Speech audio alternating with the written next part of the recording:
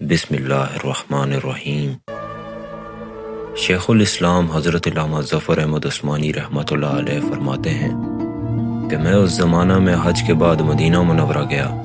ہم لوگوں نے کھانا کھانے کے بعد دسترخوان کو ایک ڈھیر پر جھاڑ دیا تاکہ روٹی کے بچے ہوئے ٹکڑے جانور کھا جائیں۔ میں اپنے کمرے میں آرام کرنے چلا گیا۔ تھوڑی دیر کے بعد میں اپنے کمرے سے باہر نکلا تو کیا دیکھتا ہوں، ایک خوبصورت 9 سالہ بچہ ان ٹکڑوں کو چن چن کر کھا رہا ہے۔ مجھے سخت افسوس ہوا۔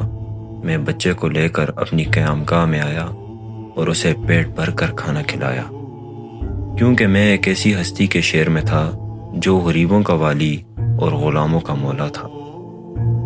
میرے اس برتاؤ سے بچہ بہت متاثر ہوا۔ میں نے اس کو چلتے وقت کہا، بیٹے تمہارے والد کیا کرتے ہیں؟ اس نے کہا، میں یتیم ہوں۔ میں نے کہا، بیٹے میرے ساتھ ہندوستان چلو گے؟ وہاں میں تم کو اچھے اچھے کھانے کھلاؤں گا، عمدہ عمدہ کپڑے پہناؤں گا، اپنے مدرسے میں تعلیم دوں گا۔ جب تم عالم و فاضل ہو جاؤ گے تو میں خود تم کو یہاں لے آؤں گا اور تمہیں تمہاری والدہ کے حوالے کر دوں گا۔ تم جاؤ، اپنی والدہ سے اجازت لے کر آؤ۔ لڑکا بہت خوش ہوا اور اچھلتا کودتا اپنی والدہ کے پاس چلا گیا۔ وہ بیچاری بیوہ دوسرے بچوں کے اخراجات سے پہلے ہی بہت پریشان تھی۔ اس نے فوراً اجازت دے دی۔ بچہ فوراً اپنا سامان لے کر دوڑتا ہوا مولانا صاحب کے پاس آیا اور بتایا کہ میری ماں نے اجازت دے دی ہے تو میں آپ کے ساتھ چلوں گا۔ پھر پوچھنے لگا، کیا آپ کے شہر میں چنے ملتے ہیں؟ مولانا عثمانی رحمۃ اللہ علیہ نے بتایا، یہ ساری چیزیں وافر مقدار میں وہاں ملیں گی۔ مولانا صاحب کا بیان ہے کہ وہ میری انگلی پکڑے ہوئے مسجد نبوی میں وہ میرے ساتھ سرکار دو عالم صلی اللہ علیہ وآلہ وسلم کے روضے مبارک کو دیکھا اور مسجد کے دروازے کو چھوا اور پوچھا، کیا کہ بابا یہ دروازہ اور روضہ بھی وہاں ملے گا؟ میں نے اس سے کہا کہ بیٹا اگر یہ وہاں مل جاتا تو میں یہاں کیوں آتا؟ لڑکے کے چہرے کا رنگ بدل گیا۔ میری انگلی چھوڑ دی۔ بابا تم جاؤ، اگر یہ نہیں ملے گا تو میں ہرگز نہ جاؤں گا یہاں سے۔ اس دروازے کو چھوڑ کر کہیں نہیں جاؤں گا، بھوکا رہوں گا، پیاسا رہوں گا۔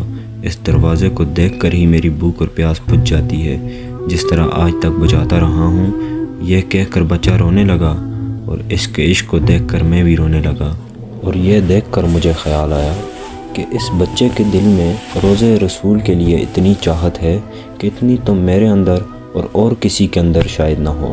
پھر اس کے بعد میں نے بچے کو اس کی ماں کے پاس چھوڑا اور اپنا سامان سفر لے کر واپس ہندوستان روانہ ہو گیا۔ اس کہانی سے ہمیں یہ معلوم ہوتا ہے کہ جہاں عشق ہو وہاں بھوک اور پیاس نہیں لگتی۔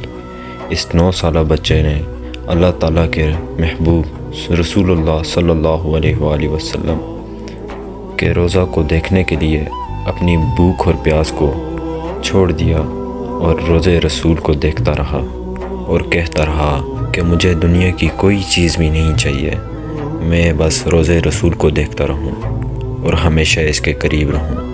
حقیقت تو یہ ہے کہ نجات اسی میں ہے کہ اللہ اور اس کے رسول کی پیروی کی جائے اور ان کے بتائے ہوئے رستوں پر چلا جائے۔